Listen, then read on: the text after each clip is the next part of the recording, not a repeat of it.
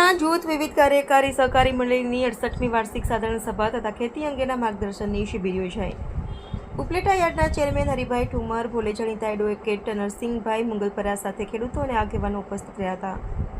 રાજકોટ જિલ્લાના ઉપલેટા શહેરના ભાદર રોડ પર આવેલ વર્ષો જૂની ઉપલેટા જૂથ વિવિધ કાર્યકારી સહકારી મંડળીની 68મી વાર્ષિક સાધારણ સભા તથા ખેતી અંગેના એક માર્ગદર્શન શિબિર શહેરના જવાહર રોડ પર આવેલા વાંઝા દરજી સમાજની વાડી ખાતે યોજાઈ હતી, જેમાં મંડળી દ્વારા કરવામાં આવેલા વર્ષ દરમિયાન મંડળીના કારોબારના હિસાબ કિતાબ મંડળીના પ્રમુખ ડાયાભાઈ ગજેરા દ્વારા રજૂ કરવામાં આવ્યા હતા। એક સમય એવો હતો કે વર્ષો જૂની આ સહકારી મંડળી ફડચામાં જવાની તૈયારી હતી અને તાળા મારવાની નોબત આવી હતી, ત્યારે ત્યારના મંડળીના તત્કાલીન પ્રમુખ હરદાસભાઈ ઉર્ફે હદાભાઈ હમીરભાઈ ચંદ્રવાડિયા તથા મંત્રી ધીરુભાઈ રૂપાપરાની અથાગ મહેનતને કારણે આજે મંડળીના સભ્યો પણ વધી ચૂક્યા છે અને મંડળી 4 લાખ કરતાં પણ વધારે નફો રળવા લાગી છે।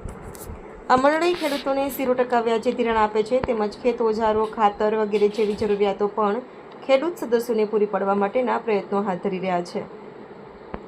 આ ઉપલેટા જૂથ વિવિધ કાર્યકારી સહકારી મંડળીની 68મી વાર્ષિક સાધારણ સભામાં ઉદ્ઘાટક તરીકે જાણીતા એડવોકેટ અને જિલ્લા આરડીસી બેંકના ડિરેક્ટર નરસિંહભાઈ મુંગલપરા, મુખ્ય અતિથિ તરીકે ઉપલેટા માર્કેટિંગ યાર્ડના ચેરમેન અને જિલ્લા આરડીસી બેંકના ડિરેક્ટર હરિભાઈ ઠુમર ભોલે ખાસ ઉપસ્થિત રહી પ્રાસંગિક ઉદ્બોધન આપેલ હતા, તેમજ મંડળીના પ્રમુખ ડાયાભાઈ ગજેરા, પૂર્વ પ્રમુખ હરદાસભાઈ ચંદ્રવાડિયા, કારોબારી સભ્યો દિનેશભાઈ ચંદ્રવાડિયા, લાદાભાઈ વસોયા, માકડિયાભાઈ સહિતના ઉપસ્થિત રહ્યા હતા।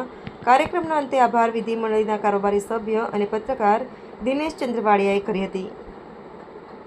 આ કાર્યક્રમને સફળ બનાવવા માટે મંડળીના પ્રમુખ ડાયાભાઈ ગજેરાના માર્ગદર્શન હેઠળ મંત્રી ધીરુભાઈ રૂપાપરા, નરેશભાઈ ડાંગર, પ્રવીણભાઈ શુક્લ સહિતનાઓએ જહેમત ઉઠાવી હતી। કાર્યક્રમની શરૂઆત પહેલા સ્વરૂચિ અલ્પાહારનું પણ આયોજન કરવામાં આવ્યું હતું। રિપોર્ટર આસિફ ખોખર, ઉપલેટા। ડાયાભાઈ ગજેરા, હું ઉપલેટા જૂથ વિવિધ કાર્યકારી સહકારી મંડળીનો પ્રમુખ છું। આજ રોજ અમારી મંડળીની 68મી વાર્ષિક સાધારણ સભા યોજાઈ ગઈ।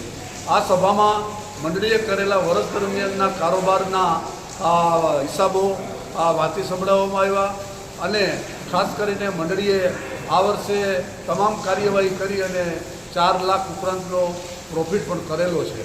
મંડળી જે રીતે વિકાસ કરી રહી છે, મંડળી આગામી સમયમાં પણ વધુ વિકાસ કરે એ માટેના સાધારણ સભામાં એજન્ડાઓ પણ રજૂ કરવામાં આવ્યા અને આગામી સમયમાં મંડળી જુદા જુદા ખેત ઓજાર કેન્દ્રથી લઈ અને બાકીની જુદી જુદી પ્રવૃત્તિઓ કરવા માગશે, જે ખેડૂત ઉપયોગી પ્રવૃત્તિઓ હોય તો આવી પ્રવૃત્તિઓ થકી ખેડૂતોની સારી સેવા થઈ શકે અને મંડળીની પ્રવૃત્તિઓમાં પણ વિકાસ થાય।